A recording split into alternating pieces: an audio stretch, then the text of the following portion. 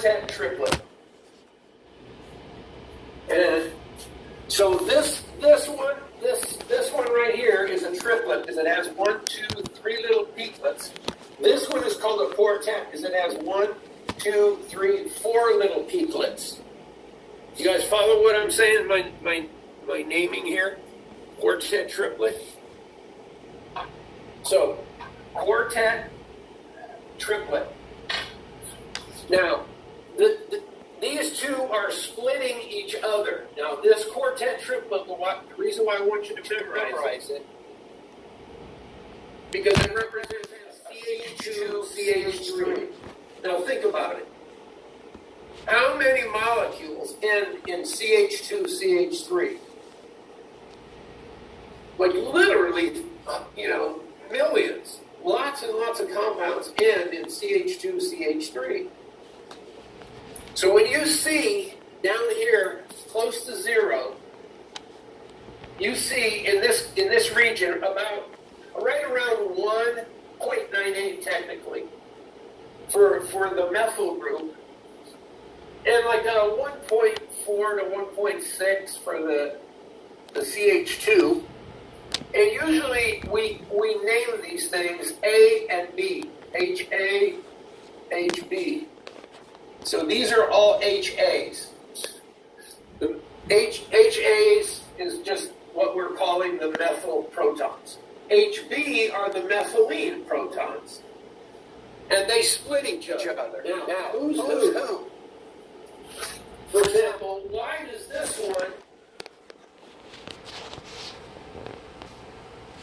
Did I do that right? Or did I do it backwards? Triplet. Yeah, no, I did it right. All right, why is this a triplet? It has nothing to do with the fact that there are 3 HAs. It has to do with how many protons are next door.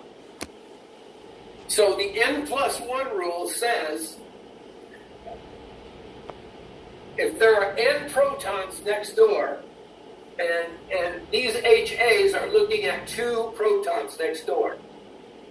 So what are we saying? We're saying then, if there's two HBs splitting us next door, then 2 plus 1 equals triplet. Equals 3. That's why this is a signal for HA is a triplet. And usually what we do is mark the center of this as A. And we mark the center of this quartet as B. Now, last time I told you the only way to learn this stuff is to show a structure and then sketch the NMR. That is the only way to learn it, guys. I swear to God. I've tried everything else. Nothing else works for students to learn that. And really, it wasn't until I started proposing structures, and in natural products chemistry, you have to do that a lot. You have to say, I think it's this. And then you propose a structure, and then you sketch the NMR, and then you compare your sketch to what you actually get. And when they match, you go down to the pub, and it's pictures on you. Because you're so happy you found the structure. All right, so the question is why is this signal for these B protons a quartet? Why quartet? Why 4 little peaklets? Well, what's the N+1 rules? Because you have 3 A's if you look to the right, and then +1. So right on. That's exactly it. You've got 3 A's splitting these 2 HBs into a quartet. So I have 3 plus 1 equals quartet. And this is powerful because it tells us who's next door. Now, guys, they split each other. First thing, and I think you should take a few notes on this. These HAs here, these 3 HAs are equivalent. And in your notes, write this down. Equivalence means they're chemically equivalent, they're electronically equivalent, and they're magnetically equivalent. In those three ways, they're equivalent protons. Meaning, the instrument, never say machine, or else the spectroscopist will just like yell at you, because they call their machine an instrument. But anyway, the instrument cannot tell the difference between these three HAs. They're absolutely identical. You can't tell the difference. Peaklets. Peaklets means how many, the A signal is divided into 1, 2, 3 peaklets. The B signal is divided into 1, 2, 3, 4 signals. So we call it a quartet. And each of these little peaks is called a peaklet. I call it a peaklet. I don't think the book calls it that. Okay, so these three equivalent HAs, and they're equivalent chemically because chemically you cannot distinguish them using some chemical agent. Electronically, they would look exactly the same as, for their electron density and everything else. And finally, magnetically, and that's the important one. And magnetically, these three have the exact same magnetic field. When you put them in the instrument, when you put them in that Gigantor B0 magnetic field, monster magnet field, all three of them are likely to be pointed straight up. They're pointed straight up in the alpha configuration, in the alpha state, and they're absolutely indistinguishable. It's like three identical twins. And the same is true with these two HBs. They're identical. Now, we'll look at later on in just a little bit, we'll look at some situations where these things won't be identical. When you've got like a chiral center next door or some other asymmetry in the molecule. But generally speaking, equivalent protons do not split each other. And guys, splitting is normally contained, like this HB will split HA, and that's through 1, 2, 3 bonds. It's through 3 different bonds. Sometimes you can get a longer range split depending on the situation, like an aromatic ring. You can get sometimes a J4. But these HB splits HA, and HA splits HB. How do we know that? How can you prove that with some type of measurement? Here's how. Now, you might want to write this down. The distance between these little peaklets, and the distance between the little peaklets here on the quartet are the same. Since HB splits HA and HA splits HB, the distance between the little peaklets on both the quartet and the triplet is exactly the same. We measure those in hertz, H-E-R-Z, and you know a hertz is a cycle per second. We measure those in hertz, and generally speaking, these alkane-type protons are around 7 hertz. But we call the distance between these little peaklets, it's called the coupling constant. C-O-U-P-L-E, C-O-U-P-L-I-N-G, and then the word constant. Coupling constant. Is the distance between peaklets, you said, just to confirm? This distance right here. The distance between these little peaklets and the distance between these little peaklets. Now, I know it doesn't look like it here that they're the same, but they are. In real life, when they split each other, the distance between the little peaklets, measured in hertz, called the coupling constant, is exactly the same. So we can exploit that as well. We can, and that's the basis of this, like 2-dimensional and 3-dimensional spectroscopy. And this thing gets very complicated as you look at the applications of NMR now, it can get pretty complex. Because now you got 3D, and they even have 4D NMR now, which is really crazy. But the distance between these little peaklets is called a coupling constant. It's abbreviated by a real tall J, like that. And the distance between the little peaklets and this A signal is called JBA, because B is splitting A. So JBA, that's this little distance right here. That little distance between the peaklets. That little distance and that little distance are the same, and they're the same as these little distances here. So JDA equals JAB. And that would be, and JAB would be this.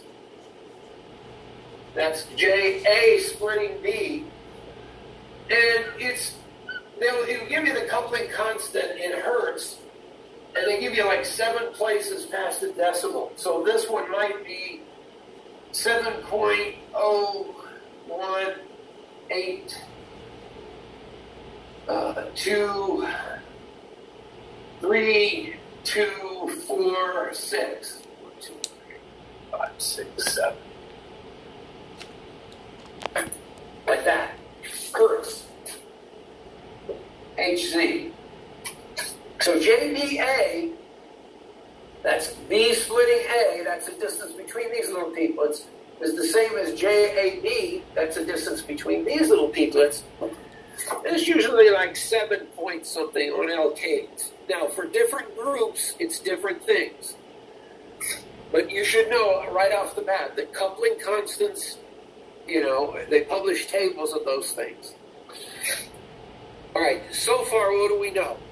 We know NMR tells us 3 things.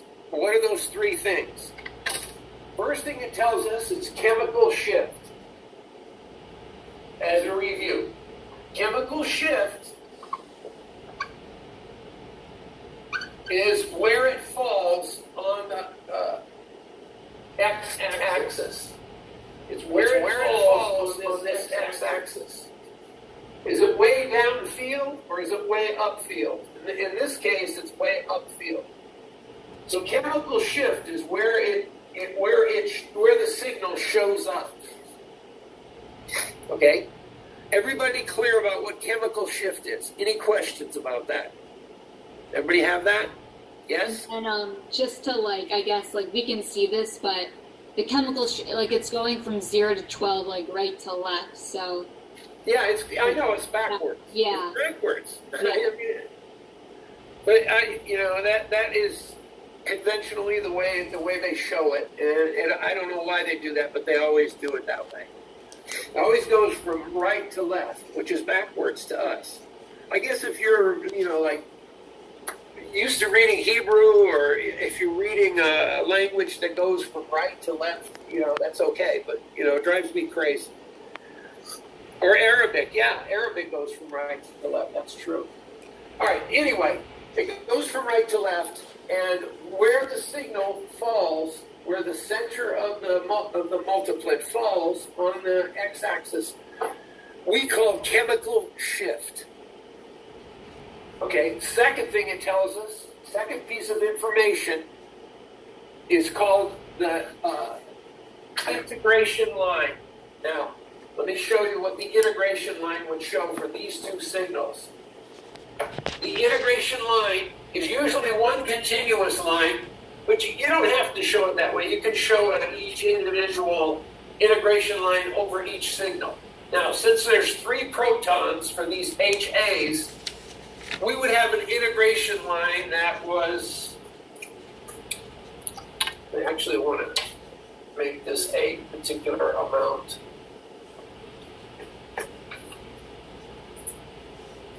Okay, here we go. Here's my integration line for this one, for this signal. And right there. So here's the integration line for A. And it would integrate to 3. Now, why 3? Because there are 3 HAs contributing to the signal. Why 3? For these HA protons, why 3? Because there are 3 HAs contributing to this signal. Okay? Now let's go over here and let's draw an integration line for number B, for B. The B protons. B protons are only going to be 2. Integrate to 2. So the integration line is going to be like this. Okay? And it integrates to 2. Now, how do we get 3 and how do we get 2? We measure this one, and it measures 10 centimeters high. We measure the red one, and it measures 15 centimeters high. And when I say high, I mean from the point of inflection here to the point of inflection here, we're measuring this vertical distance. The same over here with HB. From this point of inflection to this point of inflection, we're measuring the vertical height from here to here. Okay, and we're coming up with 10 centimeters. Okay, so then we take the smaller one and divide it into the bigger one. So we divide 10 centimeters into 15. And 5 is divisible into both of these. 3 to 2. Everybody follow what I just did? I divided the smaller one into the bigger one. If you have a ruler and you actually want to do this on the exam, you can. 3 to 2. And that's where I'm getting the 3 here, the red 3.